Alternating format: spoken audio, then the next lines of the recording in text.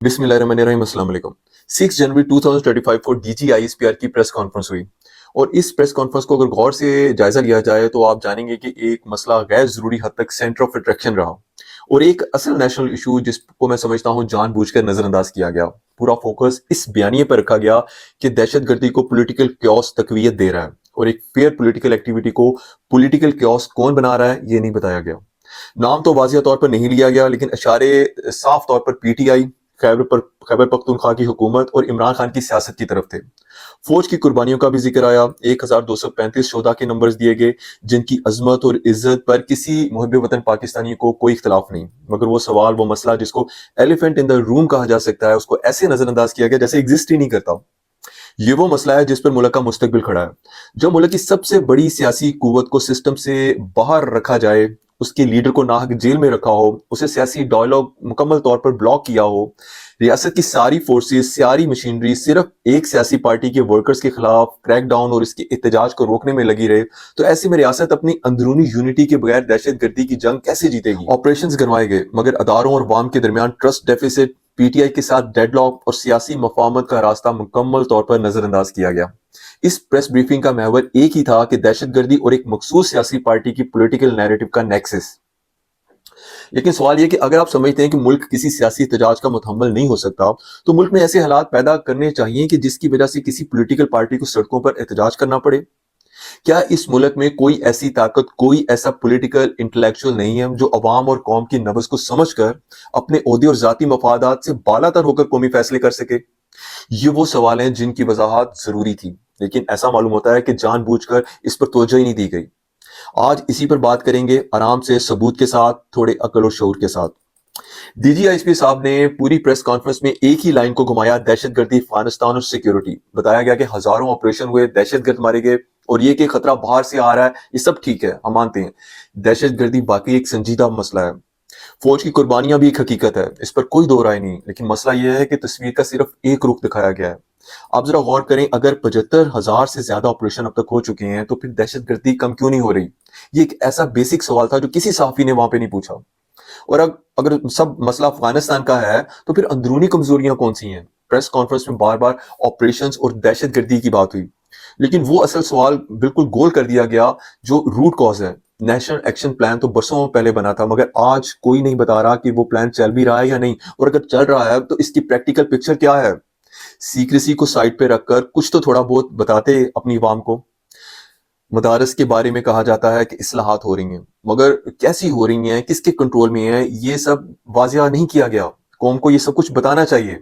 इस तरह दहशतगर्दों की फंडिंग रोकने की बात तो सब करते हैं, लेकिन कितने अकाउंट्स बंद हुए, कितना पैसा रोका गया, इसका इस सरजमीन पर क्या असर हुआ? जो अकाउंट्स बंद हुए, जो पैसा रोका गया, जो अकाउंट्स बंद हुए वो किनके थे, उनका ताल्लुक कहां से था, उनके इरादे क्या थे? जिस तरह पीटीआई के कारकुनों के बारे में बाकायदा वीडियो क्लिप्स, उनके 9 मई के एहतजाज या जो भी ऑपरेशन था उस वक्त, आपने बाकायदा तफसील से कौम को बताया था प्रोजेक्टर पर वीडियोस चलाकर। ये कौन थे, कहां से आए थे, इनका नेक्सस किसके साथ था, ये सब बताया गया था। लेकिन कौम के असल दुश्मन टीटीपी और बीएलए, इनके बारे में काफी खामोशी देखने में आती है। इस कौम को ये समझ है कि कुछ नेशनल सीक्रेट्स और स्ट्रेटजीज होती हैं जिनके बारे में इस तरह सब कुछ एक्सपोज करना मुमकिन नहीं है हमारे इदारों के लिए, लेकिन जो कुछ बता सकते हैं वो तो बताएं। कुछ तो अवाम को पता चले कि हमारे सिक्योरिटी फोर्सेस जो दुनिया की बेस्ट फोर्सेस में से एक है, अगर वो मुल्क के इंटरनल अफेयर्स में नजर के साथ अपनी एक मजबूत गिरफ्त भी रखते हैं तो नेशनल बॉर्डर्स पर भी उनकी एक्सपर्टीज बहुत हाई प्रोफाइल है।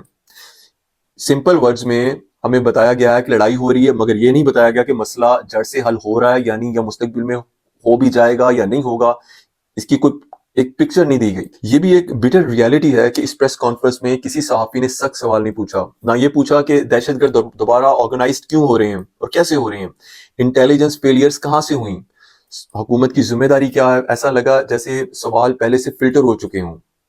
कहने को तो ये एक प्रेस कॉन्फ्रेंस थी, मगर कोई जरा बराबर प्रेशर नजर नहीं आया। जो मुल्क के हालात हैं, बहुत सॉलिड और स्ट्रॉन्ग सवालात की बुछाड़ होनी चाहिए थी, क्योंकि प्रेस कॉन्फ्रेंस का मतलब ही कौम को अपनी जिम्मेदारियों और अपने फराइज से आगाह करना होता है। पूरी कॉन्फ्रेंस में नाम नहीं लिया गया, लेकिन बार बार सियासी इंतशार, रियासत मुखालिफ बयानियां, अदम इस्तेहकाम का जिक्र आया, इस तरह के अल्फाज। अब सुनने वाला खुद समझे आजकल किस सियासी जमात को इन लफ्जों के साथ जोड़ा जा रहा है। सवाल ये नहीं कि कोई पार्टी ठीक है या गलत, सवाल ये कि क्या फौजी तर्जुमान का काम सियासी बयानिया की तरफ इशारा देना है, یا صرف سیکیورٹی بریفنگ دینا تھا آپ کا کام؟ کیا شاندار ادارے کے ترجمان ہیں آپ، اور کیسے اوپنلی سیاسی جماعت کے ساتھ اپنی ناپسندیدگی بیان کرتے ہیں، اور پھر معلوم ہے آپ کو کہ ملک کی 80% سے زیادہ عوام اس سیاسی جماعت اور اس کے لیڈر سے جذباتی وابستگی رکھتی ہے۔ یہی وہ باریک لائن ہے جو اس کانفرنس میں بار بار کراس ہوتی نظر آئی، اور اس لائن کو کراس کرتے ہوئے آپ مکمل طور پر بھول جاتے ہیں جب بات اپنی ہی قوم کی ہو، اپنے ہی دیش کے باسیوں کی ہو، تو وہاں بام، میزائل، توپیں، بندوق یا ان شارٹ طاقت سے بیانیے نہیں بنائے جاتے، وہاں محبت، شفقت، درگزر سے کام لے کر اپنے مورال گراؤنڈ کو اتنا ہائی کیا جاتا ہے کہ لوگ، آپ کی قوم، آپ کی عوام آپ کی خود ترجمان بن جائے۔ اصل مسئلہ اس دہشت گردی سے بھی بڑا جو اس وطن عزیز کو درپیش ہے، جس کا اسے سامنا کرنا پڑ رہا ہے، وہ اداروں کی جوریسڈکشن اور ان کی رینج کا ہے۔ جب فوجی ترجمان سیاسی ماحول پر تبصرہ کریں اور سیاستدان سیکیورٹی یا ہمارے سیکیورٹی فورسز پر الزام لگائیں تو ریاست کنفیوز ہو جاتی ہے۔ عوام کو سچ چاہیے، مسئلہ کیا ہے، ذمہ داری کس کی ہے، اور اس مسئلے کا پرماننٹ سولوشن کیا ہے۔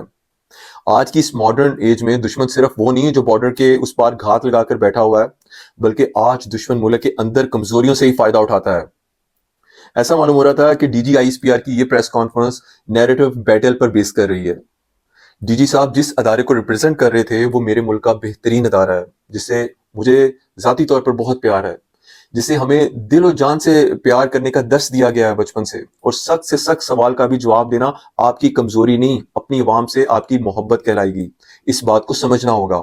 اگر ہم واقعی دہشت گردی ختم کرنا چاہتے ہیں، کچھ وقت کے لیے اپنے دیش باسیوں کے لیے بندوق نہیں، سچ، انصاف اور رحم دلی کو اپنا ہتھیار بنا کر دیکھیں۔ آپ بہت جلد پوری قوم کے دلوں کو فتح کر لیں گے۔ انشاءاللہ آپ سے پھر بات ہوگی، تب تک کے لیے فی امان اللہ۔